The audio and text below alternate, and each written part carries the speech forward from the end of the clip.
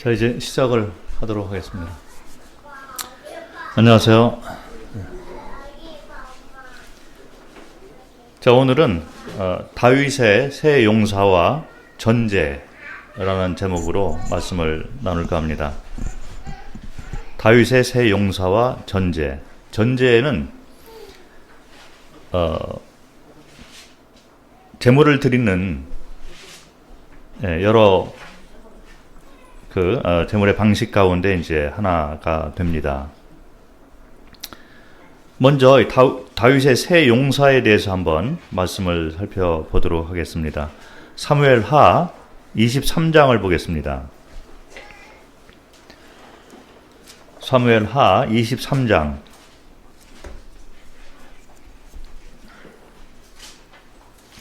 13절부터 17절 말씀을 보면 다윗의 용사들 가운데 새 용사가 나오는 이야기가 기록이 되어 있습니다. 사무엘하 23장 13절부터 17절 말씀을 제가 읽고 배경 설명을 좀 드리도록 하겠습니다.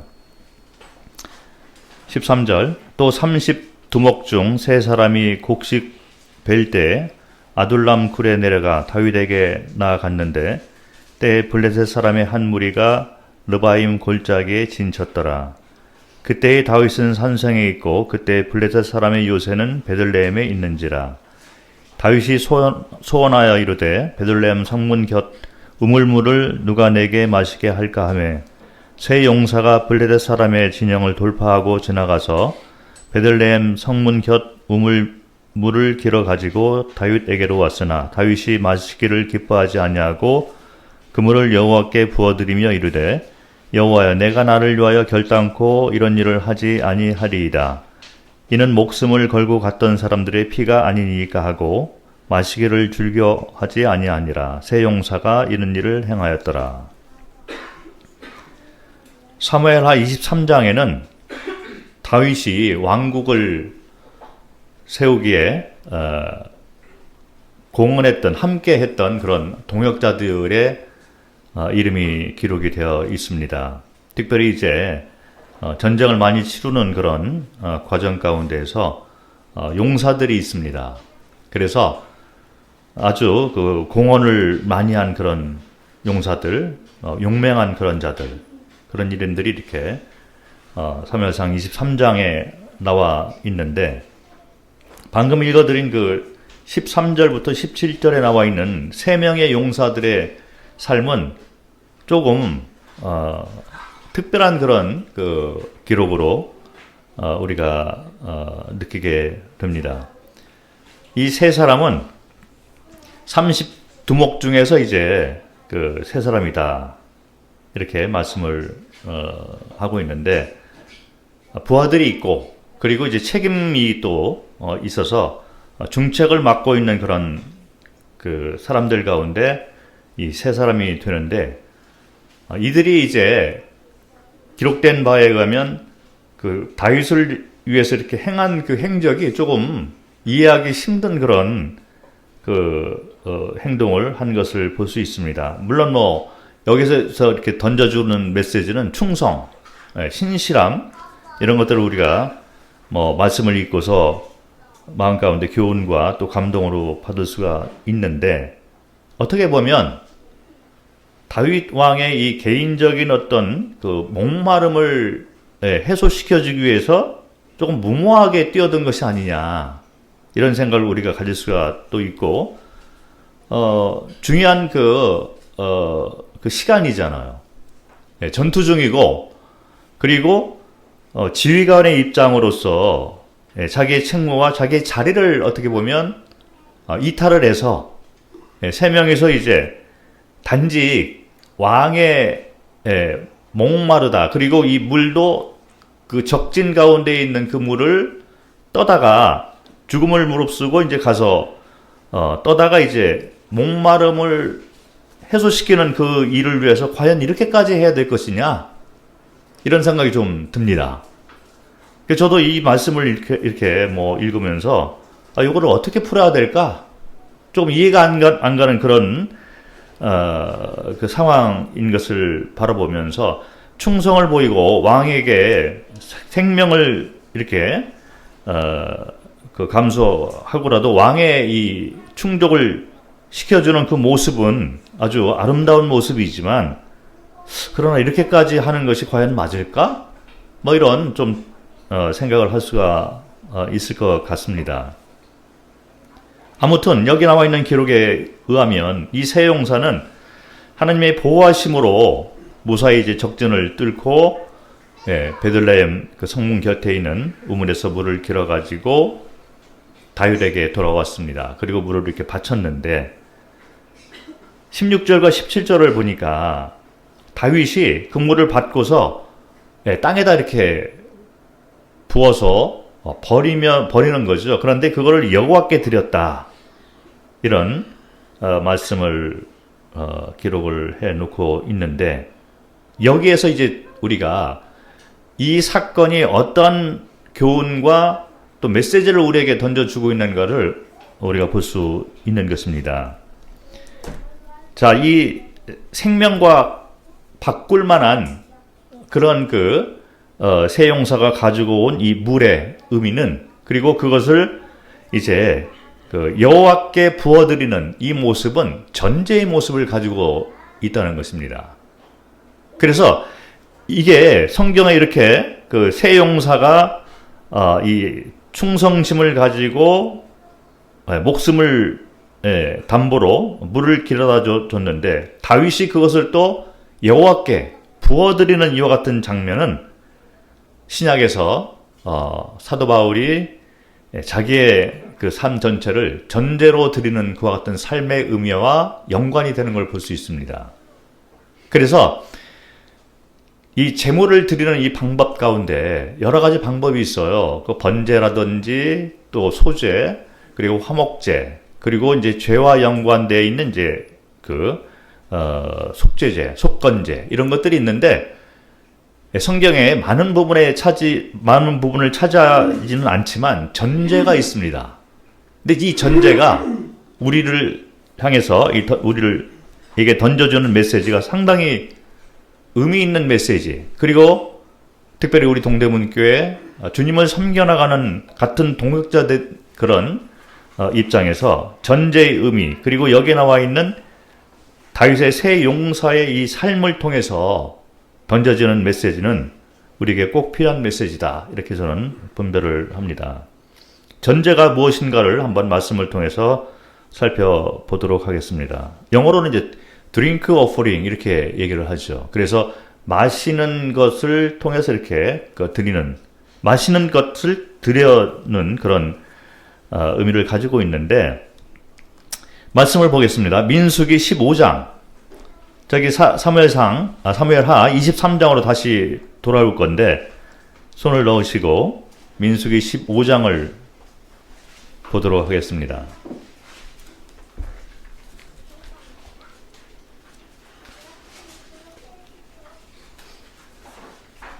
민수기 15장 1절부터 13절을 보면 전제에 대해서 말씀을 해 놓고 있는 것을 보게 됩니다.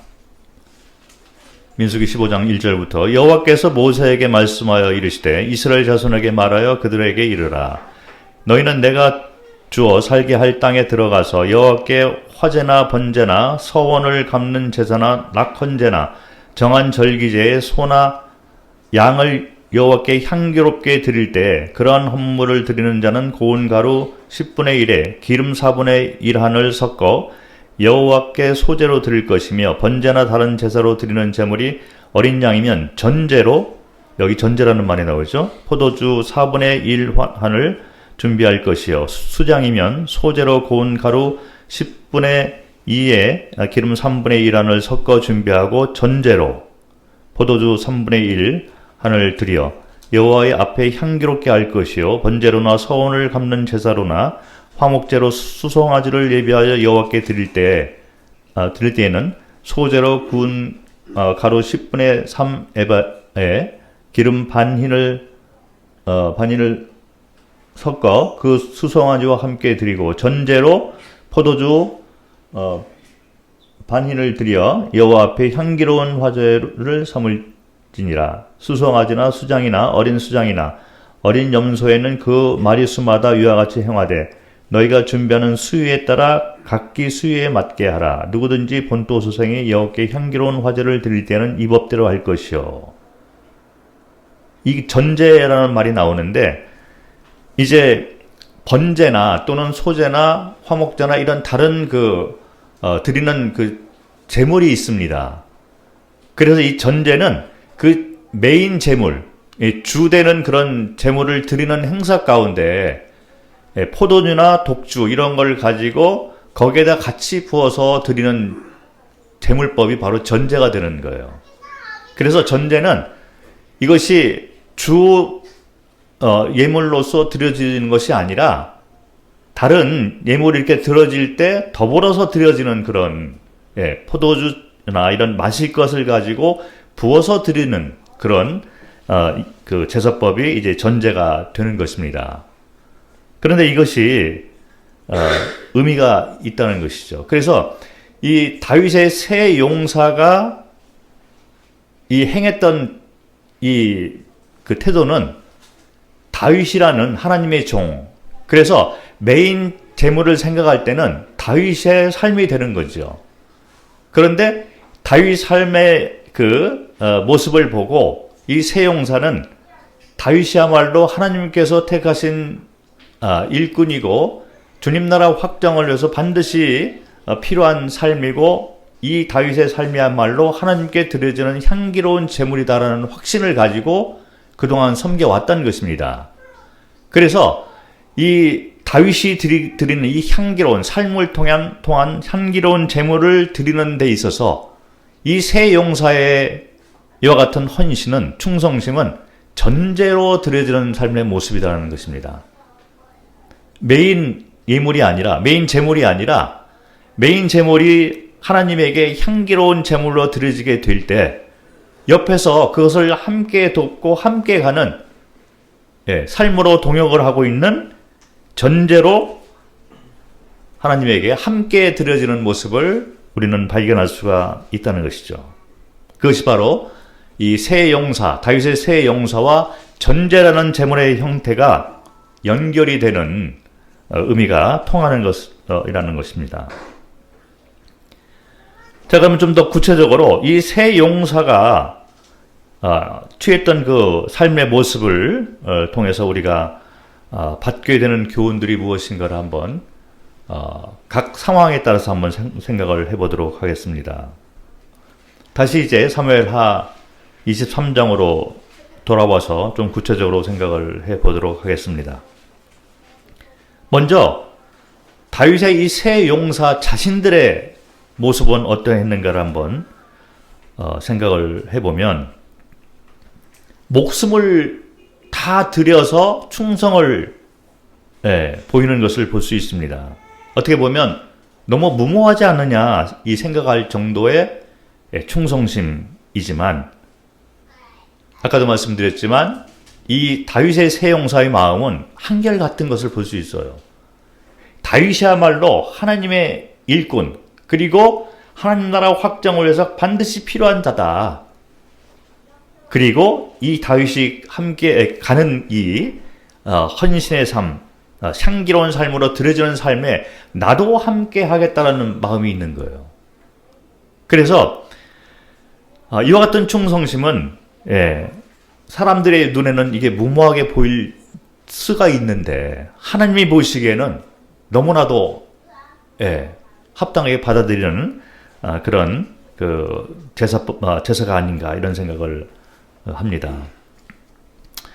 우리는 주님을 섬겨 나가면서도 나의 이름과 나의 이 삶의 모습을 드러내고자 하는 마음이 은연중에 있는 것 같습니다. 그래서 항상 그런 면에 대해서 우리가 주의를 할 필요가 있어요. 그런데 이 다윗의 세 명의 용사의 이 삶의 모습은 이름 없이 빛도 없이 나는 메인 제물은 못 되지만 그러나 그 메인 제물이 향기로운 제물로 드려진 것을 내가 보면서 나는 거기에 나의 삶을 전제로 드리는 사이드로 드리는 그런 삶을 살겠다. 나의 이름은 아무도 인식을 못할지라도, 알려지지 않을지라도 나는 빛도 없이 이름도 없이 전제의 삶을 살겠다. 너무나 아름다운 모습이잖아요. 제가 선교사의 삶을 살기로 결정을 했을 때 제 마음 가운데 교만이 은연중에 있었어요. 선교사라고 하면 저는 모임에서 이제 첫 번째 선교사로 나갔던 사람인데 당시 아무도 선교사의 삶을 간 사람이 없었습니다. 그런데 비록 부족하다고 스스로 얘기를 하고 있었지만 내 마음 가운데 은연중에 그래도 나는 다른 사람하고 달라, 이런 마음이 은연중에 있었던 것을 제가 고백을 하지 않을 수가 없는 거예요. 그래서 교회 안에서는 다른 사람들은 평범하게 살고 주님을 섬긴다고 하지만 그래도 국내에서 하고 있는 것은 아니냐? 나는 이제 해외 나가서 그리고 부족 사람들을 위해서 내가 이제 삶을 던져서 내가 죽을 수도 있는 그런 상황까지 내가 가기를 원하는데 나는 다른 사람하고 달라. 나는 특별한 부르심을 받고 다른 사람들이 가지 못하는 삶을 나는 사람이야. 이런 마음을 제 마음 가운데 은연히 품고 선교의 길을 시작을 했던 것 같습니다. 그런데 NTM 훈련을 받았잖아요. 그 NTM 훈련을 받는 동안에 자주 듣는 말 가운데 어떤 말이 있었냐면 우리 가운데는 영웅은 없다. 이 말을 자주 들었어요. 왜 그러냐면 선교사 후생들이잖아요. 선교사 후생들이 다 무슨 생각을 가지고 왔냐면 거기 앉아있냐면 나는 달라. 이 교회 가운데 교인들이 많이 있지만 나는 삶을 들여서 삶을 던져서 죽음과 맞바꿀 수 있는 길을 나는 가는 선교사의 특별히 선택받은 그런 삶이야. 이런 마음을 가지고 훈련을 시작을 하는 거죠. 근데 NTM에서는 자주 그런 말을 했습니다. 우리는 영웅이 아니다. 빛도 없이 이름도 없이 주님 나라 확정을 위해서 이렇게 소리 없이 섬기는 그런 삶이 진정한 선교사의 삶이다. 이런 얘기를 자주 했어요. 영웅은 없다. 영웅 심리에 대해서 깨트리는 거죠. 그래서 제가 그때부터 영적 원리에 대해서 배우기 시작했는데 그게 뭐냐면 내려놓음인 거죠. 자아 부인, 셀프 디나이얼이죠. 자아가 깨져야만 되는 거죠. 그리고 우리 마음 가운데 나는 내 삶을 예물로 드리기를 원해. 하나님에게 나는 내 삶 전체를 드리기를 원해. 그래서 메인 제물이 되기를 원하는 마음이 있어요. 그런데 여기 나와 있는 다윗의 새 용사는 메인 제물로 드리는 자를 향해서 나는 메인 제물은 못 되지만 나는 전제의 삶으로 하나님에게 드리겠다라는 메시지가 들어있다는 거죠. 아마 어쩌면 주님 앞에 섰을 때 더 큰 상급을 받을 수 있는 자의 조건을 가지고 있을지도 모릅니다. 그래서 NTM에서 이렇게 훈련을 받는데 NTM의 사역의 방향이 어떤 방향이냐면 팀 사역이에요. 그래서 팀으로 같이 일을 하는 거죠. 그럴 수밖에 없는 것이 NTM이라는 그 선교단체는 영어로 하면 New Tribes Mission이에요. 그래서 새 부족 선교라고 해서 발견되지 않은 부족을 찾아다니면서 미전도 족속을 찾아서 접촉을 해서 그런 부족에게 복음을 전하는 단체입니다. 그게 세계적으로 역사가 상당히 오래된 그런 100년이 훨씬 넘었죠. 그리고 수많은 희생자들이 나오고 그리고 물건도 많이 있어요. 비행기도 있고 배도 있고 무전기도 많고 그렇게 해야 돼요. 팀워크로 이렇게 해야 되니까. 그래서 어떤 선교사들은 정글 속에 들어가서 생활을 하는 거죠. 그래서 첫 번째 파이오니아 같은 일을 하는 선교사가 있어요. 그들은 목숨을 걸고서 정글로 들어가서 새로운 부족에게 접촉하는 일을 합니다. 그래서 뚫고 들어가서 거기서 정착을 해서 살아가는 그런 선교사가 있어요. 우리는 그런 선교사만 이름을 기억을 하는 경우가 많이 있습니다. 놀랍잖아요. 처음에 내가 이 부족을 뚫고 들어갈 때 어떻게 시도를 했어.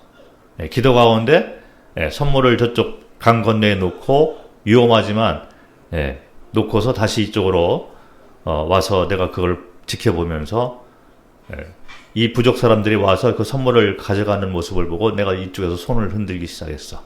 그리고 그런 일을 반복해서 한 달 정도 지났을 때 이제 내가 저들이 나를 친구로서 생각하는구나 어느 정도 확신이 될 때 기도 가운데 이제 강을 건너서 드디어 대면에서 처음 만나기 시작하는, 그래서 새로운 부족을 뚫고 들어가는 그 일을 나는 했습니다. 자, 이런 간증을 들으면 그 선교사 이름을 우리가 기억하고 기도 가운데, 특별한 기도 가운데 기도를 하는 거죠. 자, 그런데 팀으로 일을 할 때 이름 없이 빛도 없이 일을 하는 선교사들이 많이 있다는 거예요. 우리는 엔템에서 훈련을 같이 받고 같이 일을 하면서 그 이름도 없고 빛도 나타나지 않는 그런 선교사들이 같이 일을 해서 이와 같은 일들이 이루어지는 것을 너무나 잘 알고 있어요. 그런데 교회 가운데에는 이름 없이 빛도 없이 섬기는 자녀들을 섬기거나 행정선교사, 물건을 사서 날라주는 그런 선교사들의 이름은 모른다는 것입니다. 그러나 정글 속에 들어가서 생활할 때 물건이 필요하잖아요. 그리고 그러면 이제 무전으로 이쪽에 이 후방에 있는 선교사에게 무전을 칩니다. 그러면 후방에 있는 선교사들이 그거를 받아서 물건을 사서 보내주는 거예요. 그래서 물건을 사는 선교사가 있어요. NTM 선교사입니다. 똑같이 훈련받은 NTM 선교사인데 하는 일이 다르다는 거죠. 그리고 그것을 가지고 이제 경비행기 운전을 해가지고 물건을 날라주는 그 경비행기 선교사가 있어요. 그리고 정글에 들어가서 이 선교사가 생활할 때 아이들이 크면 교육을 시켜야 되잖아요. 뭐 부족 사람 같이 맨날 뛰어다닐 수는 없는 상황이기 때문에, 그래서 아이들을 조금 이제 큰 아이들에 대해서 이제 그 교육을 시켜나가는 그런 그 선교사가 이 후방에 있어요.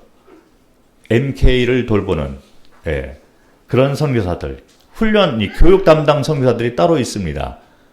자, 그런데 이런 행정 선교사, 그리고 아이들을 돌보는 그런 선교사들의 이름은 교회 가운데 잘 알려지지 않는다는 것입니다. 우리가 선교사들의 이름을 생각할 때, 기도를 할 때, 이 앞에서 하는 이 메인 제물처럼 보이는 이 선교사들의 이름은 다 알고 있지만, 그러나 뒤에서 그것을 같이 동역을 해서 돕고 있는 행정 선교사, 이런 아이들 교육 담당 선교사들의 이름은 알려지지 않는다는 거예요. 자, 그들의 삶은 무엇일까요? 그들의 삶은 다윗의 새 용사와 같은 삶이라는 것입니다. 전제로 드려지는 삶. 메인 예물이 있고 그 예물에 더해져서 나는 포도주나 독주를 부어드리는, 이름도 없고 빛도 없는 전제의 삶을 내가 살겠다. 은사에 따라서 주님 나라 확장을 위해서 나는 비록 이름도 알려지지 않고 빛도 없는 것처럼 보이지만, 그러나 주님 나라 확장을 위해서 은사대로 우리가 섬기는 것이 맞기 때문에 아름다운 삶으로 그렇게 전제와 같은 삶을 살고 있다는 것입니다. 이것이 바로 이 다윗의 새 용사가 드러내고 있는 아름다운 삶의 모습이었다는 것이죠. 아무 의미가 없는 것처럼 보이잖아요. 물을 길어다가 다윗에게 주기 위해서 적진을 뚫고 들어가는, 목숨을 던져서 물을 길어오는 그런 일을 했던 거예요. 그런데 그들의 삶의 이 결과로 다윗의 용사들이 적혀있는 사무엘하 23장에 그들의 행적이 기록이 되어 있는 것입니다. 자, 그러면 두 번째, 다윗은 또 어떠했는가를 한번 살펴보도록 하겠습니다. 사무엘하 23장 16절과 17절을 보니까 이 세 용사가 이제 물을 가지고 왔어요. 자, 그런데 만약 다윗 왕이 이 물을 가지고 자기의 목마름을 채우기 위해서 이 물을 마셨다면, 받기만 하는 자의 모습일 수가 있는 것이죠. 그리고 나는 하나님의 일꾼으로서, 나는 하나님의 택하심을 받은 왕의 입장으로 당연히 내 부하가 가져온 물을 내가 마실 권리가 있어. 만약에 다윗이 그런 삶의 모습을 취했다면 오히려 하나님은 세 용사의 공적을 더 높였을 수도 있을 수가 있다라고 생각을 합니다. 자, 그런데 다윗도 그런 삶의 모습을 보이지 않았다는 거예요. 다윗이 여기 나와 있는 이 성경의 기록대로 세 명이 이제 물을 가지고 왔을 때 다윗이 물을 마시기를 기뻐하지 아니하고 그 물을 여호와께 부어 드리는 모습을 볼 수 있습니다. 그리고 여호와여, 내가 나를 위하여 결단코 이런 일을 하지 아니하리이다. 이는 목숨을 걸고 갔던 사람들의 피가 아니니까 하고 마시기를 즐거워하지 아니하였다. 자, 이것은 뭐냐면 나도 이 세 용사가 취했던 그 전제의 모습처럼 나도 내 삶을 전제로 드리겠다는 같은 마음이 있다는 것입니다. 그래서 가지고 온 그 물을 여호와 앞에 부어서 드리는 것을 볼 수 있어요. 만약에 그냥 받아 마셨다면 받기만 했던 사람의 모습이었지만 이제 이 물에 담겨 있는 그 의미를 깨닫고 새 용사의 삶을 바라보면서 다윗도 배운 거예요. 이 용사가 너무 귀하게 보였겠죠. 그래서 다윗이 이제 그 물을 하나님 앞에 부어드리면서 나도 그런 삶을 살겠다. 자, 이 순간에 영적으로 보면 어떤 삶의 변화가, 어떤 모습의 변화가 생각이 될 수 있냐면 이 전까지는 다윗의 삶이, 다윗 왕의 삶이 주 재물이었겠죠. 하나님이 다윗의 삶을 들어서 이 하나님 나라 확정을 위해서 쓰임을 하고 있기 때문에 다윗이 앞서가는 이 주 예물이 되어 있었는데 세 용사가 취한 행동을 통해서 다윗이 어떤 고백을 하고 있냐면 이제 이 세 용사의 삶의 모습이 주 예물이 되고 나는 이 세 용사가 하나님 앞에 향기로운 제물을 드리고 있을 때 나는 전제로 내 삶을 드리겠다. 예물의 형태가 바뀌는 고백이 이 가운데 담겨 있다는 것입니다.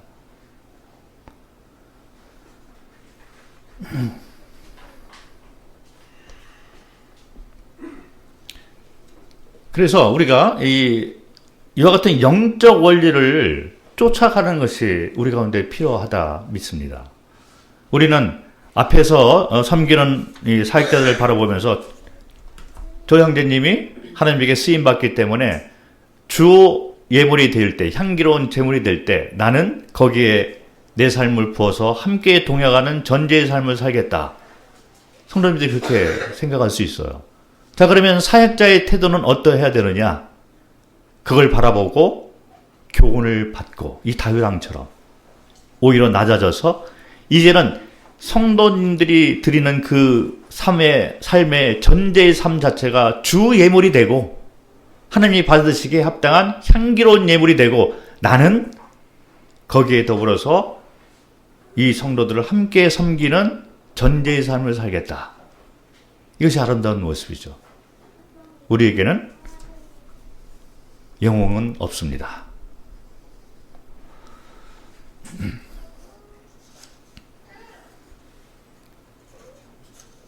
그런 삶의 모습이 바로 이 삼위일체의 하나님이 드러나는 그런 삶의 모습이 아닌가 싶어요. 이 삼위일체의 하나님은 서로 섬기고 서로 존중하고 서로 소통하고 동행하고 함께하는 그런 모습을 담고 있기 때문에 하나님의 형상을 따라 지으심을 받은 사람들, 그리고 타락했다, 이제 다시 그 관계가 회복된 성도들의 모습은 삼위일체의 속성이 우리 가운데 나타나야 된다는 것이죠. 이것이 바로 교회의 원리가 되는 것입니다. 우리 가운데는 영웅은 없고, 누가 주님을 더 낮은 자세로서 전제의 삶으로서 섬겨 나가는가, 그 삶이 전제의 삶처럼 보이지만 영적인 시각에서 보면 그런 삶으로 들어질 때 그 삶이 메인 예물이 된다는 것입니다. 그리고 사람들이 볼 때 이분이 높은 위치에서 하나님을 섬겨나가, 그건 인간의 생각이고, 누가 더욱더 낮은 자세로 전제로서 삶을 드리는가가, 그런 삶 자체가 주 예물이 된다는 것입니다. 그리고 그것을 영적인 눈으로 바라볼 수 있는 자, 그래서 거기에 더불어 나도 내 삶을 전제로 드리겠다, 이런 삶을 사는 자들이 교회에서는 높은 자가 되는 것입니다. 그래서 이 다윗의 새 용사가 보였던 이 모습과, 그리고 다윗 왕이 취했던 이 모습은 전제의 모습이 되는 것이죠. 자, 이것을 바라보고 있는 이스라엘 백성들은 어떠했을까요? 너무나 큰 교훈을 받았겠죠. 이 새 용사가 군대 대장들이잖아요. 두목들인데, 그들이 모든 것을 다 내려놓고 다윗 왕의 목마름을 채우기 위해서 목숨을 걸고 물을 가져와서 드리는 모습을 보고, 하나님을 섬기는 자의 모습이 어떠해야 되는 것을 배웠겠죠. 이것이 바로 전제의 모습이구나 배웠을 것입니다. 그리고 그렇게 자기의 삶도 따라가기를 교훈으로 받았으리라 믿습니다. 그런데 다윗의 모습을 보니 낮아져서 땅에 엎드려져서 그 물을 다시 여호와 하나님께 드리는 모습을 보면서, 이분이야말로 삶의 모습으로 본보기로 우리에게 하나님을 섬기는 자의 모습이 어떠해야 된다는 것을 보여주고 있구나. 이스라엘 백성들이 또 교훈으로 받았으리라 생각을 합니다. 자, 그러면 온 백성이 이와 같은 모습을 통해서 이제 하나가 되어서 모두 다 하나님께 드려지는 전제의 삶이 되어질 것으로 생각을 하는데, 그것을 바라보고 있는 적군은 또 어땠을까요?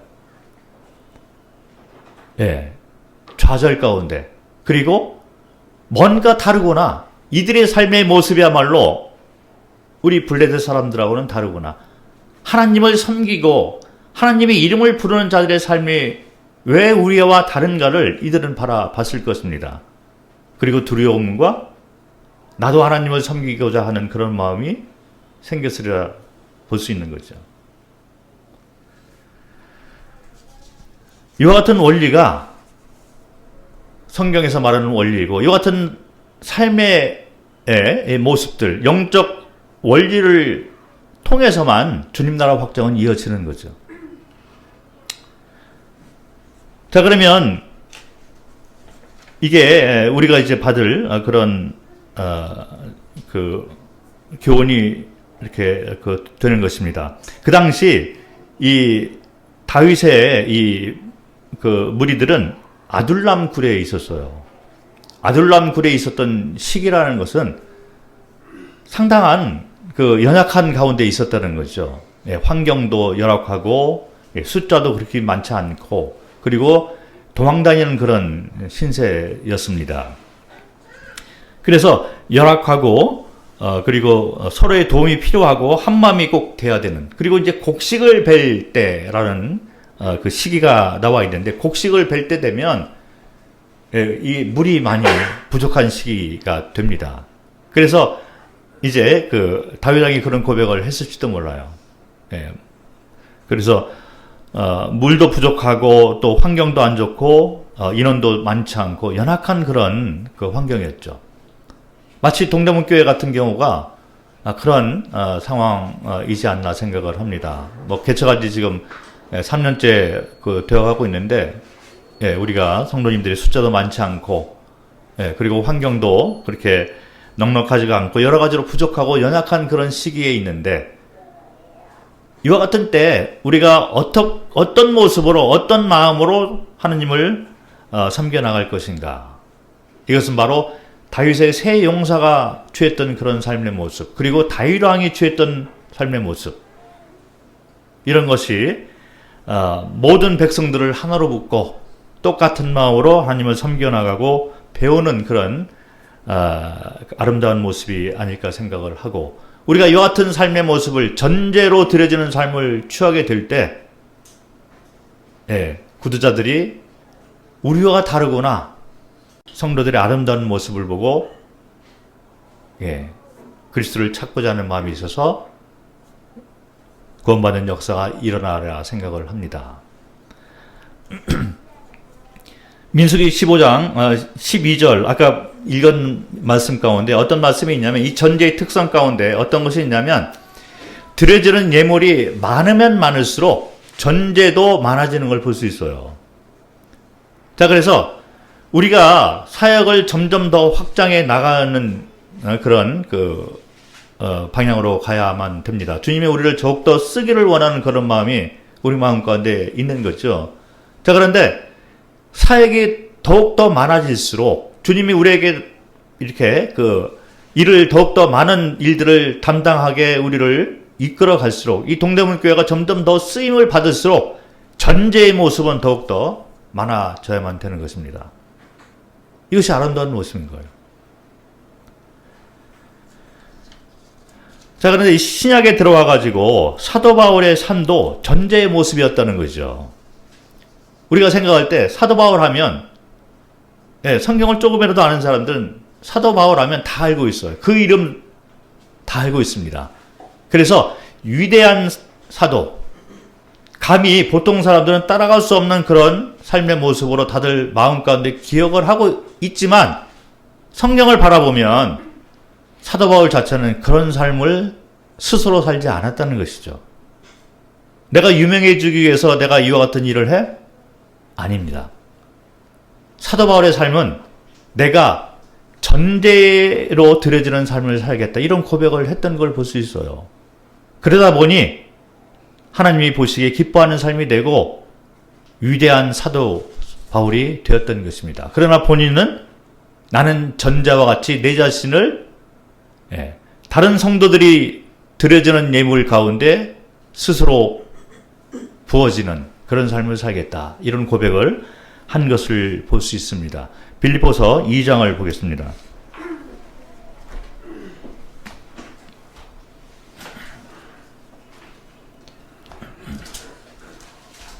빌립보서 2장 17절. 만일 너희 믿음의 재물과 섬김 위에 내가 나를 전제로 드릴지라도 나는 기뻐하고 너희 무리와 함께 기뻐하리니 이와 같이 너희도 기뻐하고 나와 함께 기뻐하라. 자, 여기 보면 빌립보 성도들이 주 재물이 되는 거예요. 여기 나와 있는 이 주인공은 빌립보 성도들이 되는 거잖아요. 그래서 빌립보 성도들이 믿음의 재물과 이 섬김의 아름다운 삶의 모습으로 하나님 앞에 향기로운 제물로, 주 제물로 드려지고 있을 때 사도 바울이 나의 삶은 그 빌립보 성도들이 드려지는 그 제물 옆에서 전제로 내 자신을 드리기를 원한다. 그래서 주 예물은 아니지만 거기에 더불어서 부어져서 드려지는 그런 전제로 내가 드려지기를 원한다. 그 전제로 드려지는 삶을 가운데서 내가 기뻐하고 같이 기뻐하자. 이런 말씀을 하고 있는 것이죠. 사도 바울의 삶의 모습은 전제로 살았던 삶의 모습이라는 걸 볼 수 있습니다. 그래서 디모데 후서를 보면 디모데 후서 4장을 보겠습니다. 4장 6절부터 8절 말씀을 보면 디모데 후서는 사도 바울이 삶을 정리하고 자기의 삶이 어떠했는가를 정리하면서 기록해 놓은 서신으로 우리가 생각을 할 수가 있는데, 자기의 삶이 어떤 삶이었다라는 것을 한 단어로 요약을 해서 적어 놓은 것이 있는데 4장 6절부터 읽겠습니다. 전제와 같이 내가 벌써 부어지고 나의 떠날 시각이 가까웠도다. 나는 선한 싸움을 싸우고 나의 달려갈 길을 마치고 믿음을 지켰으니 이제후로는 나를 위하여 의의 면류관이 예비되었으므로 주 곧 의로우신 재판장이 그날에 내게 주실 것이며 내게만 아니라 주의 나타나심을 사모하는 모든 자에게 도니라. 전제와 같이 내가 부어졌다. 사도 바울은 주님을 믿는 그 순간부터 주님을 배워나가면서 나는 남들이 어떻게 생각할지라도 남이 나를 위대한 사도로 생각하는 이와 같은 것에는 관심이 없고 오직 나는 전제의 삶을 살겠다. 다른 성도들이 더 커지기를 원하는 마음이 있는 거예요. 그래서 다른 성도들이 아름다운 삶의 모습으로 큰 쓰임받는 일꾼의 삶이 되기를 바라는 마음으로 그들을 높이고 섬기고 그렇게 살았다는 걸 볼 수 있는 거죠. 그래서 사도 바울은 자기의 삶은 전제로 부어지는 삶이었다. 전제의 예물. 그리고 주 예물은 성도들의 삶이었다는 것이죠. 그 성도들이 큰 예물로 향기로운 제물로 드려지기를 위해서 그런 마음을 가지고 평생 기도했던 사람이고 그것을 돕는 삶을 살았던 것이 사도 바울의 삶이었다는 것이 이 마지막 유언과도 같은 삶을 정리하면서 적어놓은 이 단어 가운데 나와 있다는 것입니다. 우리 모두는 이런 삶을 사는 것이 마땅하다. 이것이 바로 성도들의 아름다움이고 하나님이 받으시기에 합당한 향기로운 제물이 된다는 것입니다. 그래서 우리는 이름도 없고 빛도 없이 서로를 섬기고 이 새 용사처럼 다윗의 새 용사처럼 또 다윗이 새 용사의 삶을 통해서 교훈을 받고 이제 나는 전제다 이렇게 서로를 섬겨 나갔던 그 모습처럼 또 사도 바울이 성도들이 드려지는 예물 가운데 나는 전제로 드려지기를 원한다 이런 고백을 하는 그 사도 바울의 삶처럼 우리 모두는 서로를 세우고 존중하고 서로를 높이는 그런 삶을 살면서 스스로를 전제로 드리는 삶을 살게 되는 것이 마땅하다. 그리고 이 같은 삶을 살 때 사도 바울이 소망하고 있었던 것처럼 의의 면류관이 나에게 주어질 것이다. 그리고 나뿐만 아니라 이 같은 삶을 사모하는 모든 자들에게도 똑같이 의의 면류관이 주어질 것이다. 라는 고백을 한 것처럼 똑같은 소망 가운데 주님을 섬겨 나갔으면 좋겠습니다. 오늘은 여기까지 하고 말씀을 마치도록 하겠습니다.